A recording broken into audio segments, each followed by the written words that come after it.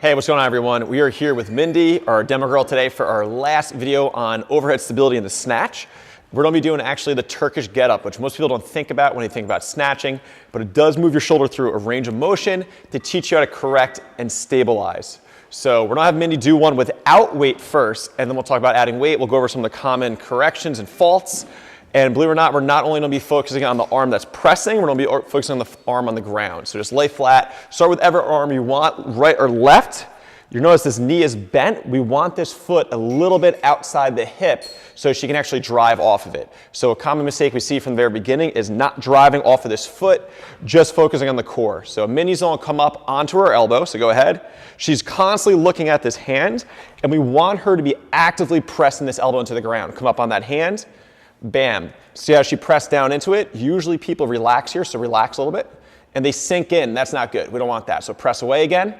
The next step, she's going to be driving that heel into the ground, hip up, sliding under. Go ahead, you can stand on up and stand tall. Now we're going to go all the way back down. Mindy is very flexible and mobile, so she was able to sneak that foot underneath a little bit differently than most people. Go ahead, slide that foot back through and slide down.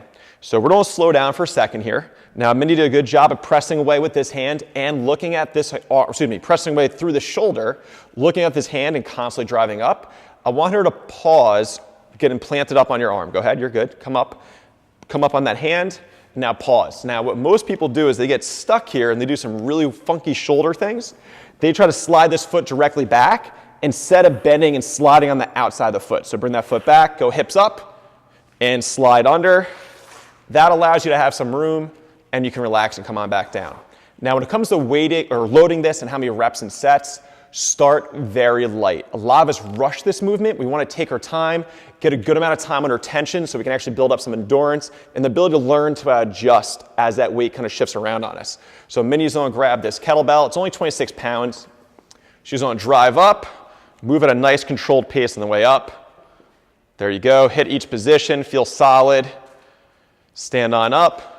That isn't the completion of the rep. The rep is done when you go back down, hand on the ground, slide on through, and sit back. I would do at the most 5 reps per arm. You can relax, Mindy, thank you.